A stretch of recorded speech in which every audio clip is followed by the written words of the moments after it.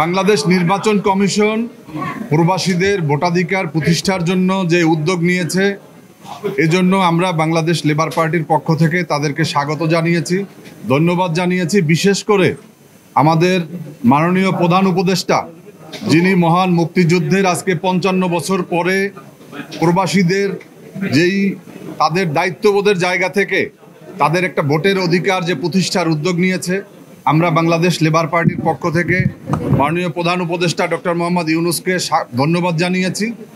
আমরা দেখেছি যে তারা ৩টা প্রস্তাব আমাদের সামনে উপস্থাপন করেছে।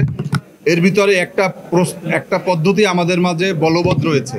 আপনারা জানেন যে পোস্টাল ভোট আমাদের মাঝে আছে এবং এই ভোট কেউই দেন না।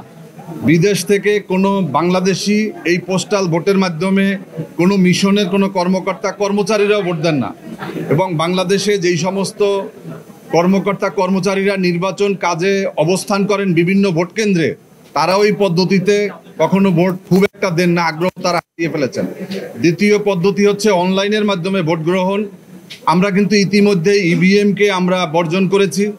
ইভিএম বাংলাদেশের প্রেক্ষাপটে কার্যকর হয়নি, এজন্য অনলাইন ব্যবস্থাটাও কার্যকর হবে বলে লেবার পার্টি মনে করে না। তৃতীয় পদ্ধতিটাকে আমরা তুলনামূলকভাবে মনে করি যে এই পদ্ধতিটা আমাদের রাজনৈতিক দলগুলো তাদের বক্তব্যের মধ্য দিয়ে এটা পরিষ্কার হয়েছে যে প্রক্সি ভোটিং যে সিস্টেমটা, এই প্রক্সি ভোটিং সিস্টেমটা অনেকেই এটার সাধুবাদ জানিয়েছে এবং এটার গ্রহণযোগ্যতার পক্ষে কথা বলেছে। আমরা বাংলাদেশ লেবার পার্টিও মনে করি এবং আজকে আপনাদেরকে চূড়ান্ত বলছি না, আমরাও লিখিতভাবে জানাবো যে প্রক্সি যে ভোটিংটা এটা যদি কার্যকর হয়, অবশ্যই কিছু ত্রুটি রয়েছে, সমস্ত সিস্টেমে ত্রুটি রয়েছে, বাংলাদেশের নির্বাচনী ব্যবস্থায় ত্রুটি রয়েছে। তার মধ্য দিয়েও আমরা প্রত্যাশা করি যে প্রবাসীদের ভোটাধিকার অন্তত একটা জায়গা থেকে শুরু হোক।